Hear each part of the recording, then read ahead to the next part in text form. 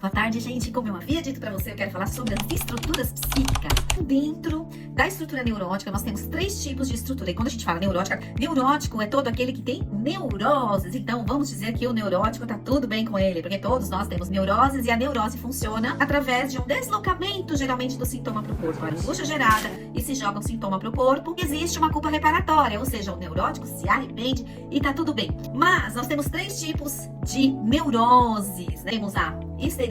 O que é histeria? Histeria, ela busca o tempo todo ser desejada. Então é como se fosse a primeira fase ali da infância, os primeiros momentos de vida em que a criança deseja essa mãe, ela quer essa mãe a qualquer custo. Ela busca ser desejada, ela quer atenção, amor, mas ela mantém uma distância de segurança desse objeto amoroso. Olha que interessante isso, porque ela quer preservar esse desejo da mãe por ela. Então o histérico é mais ou menos assim, ó, eu quero que o outro me deseje, mas eu não quero um relacionamento com ele.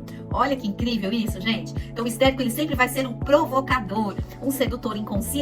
Os sintomas que ele tem no corpo, né? Dores, desmaios, nas histerias mais clássicas, mais profundas, o histérico chega a desmaiar. Tem um discurso ambíguo, uma hora tá de um jeito, outra hora tá do outro. Ele é muito dramático, tem identificação com o desejo, quer que o outro tenha desejo por ele a qualquer momento. Tem conflito muitas vezes com a identidade, isso tudo está vinculado ao histérico. Tem o temor de não ser amado ou desejado. Na histeria se dramatiza a falta, medo do desamparo, é muito medo do desamparo que o histérico tem, da exposição, entre outras questões. Então o histérico tem todas essas questões aí. Falando um pouquinho agora da neurose obsessiva, o obsessivo busca o controle. O obsessivo é aquele que gosta do começo, do meio e do fim, das coisas tudo certinhas, e quando aquilo foge do controle, pra ele vem uma culpa. Sua luta é com uma autoridade simbólica que represente a figura do pai, porque ele teve, geralmente o obsessivo, ele perdeu essa noção de limite e controle que o pai dá. Então, ele tenta reprimir tudo isso, mas quando ele perde o controle, é onde vem a culpa e a angústia profunda. Comportamento típico é ele pensa demais, fica raciocinando, tentando entender, aquilo fica como algo ruminante na cabeça do obsessivo.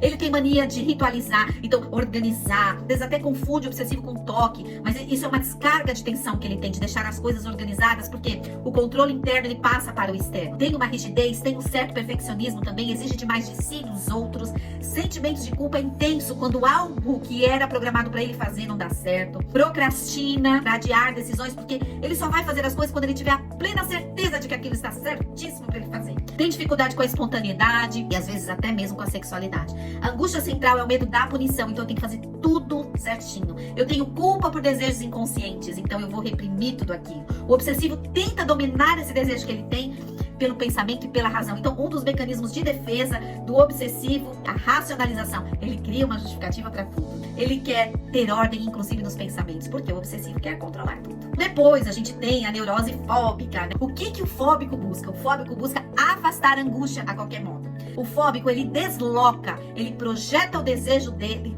nas fobias. Então, geralmente, o fóbico vai criar fobias. Então, ele vai evitar lugares, ele vai evitar situações, ele vai ter um medo de alguma coisa. Por exemplo, vai jogar a angústia dele para medo de animais, medo de andar de avião, medo de altura. A fobia, ela funciona como um tampão para a angústia do fóbico. O comportamento dele é evitação de lugares, situações específicas, as quais traz medo para ele ou sensação de angústia profunda. Ele depende de um objeto de segurança, então para eu realizar ou fazer algo, eu tenho que ter certeza que aquilo não me oferece risco nenhum. Medo desproporcional ou irracional, ele cria um medo que não existe muitas vezes e ele busca o tempo todo a proteção. E qual que é o mecanismo de defesa do fóbico? A evitação. Eu evito viver situações que pra mim sugerem perigo, por quê? Porque eu preciso me preservar. É isso aí, gente, eu espero que você tenha gostado. Uma síntese, 3 estruturas dentro da estrutura maior que é a neurose, o histérico, o obsessivo e o fóbico. Se você gostou desse vídeo, compartilhe, curta, e se você quiser mais informações, me chama no WhatsApp ou no direct da clínica. Tchau!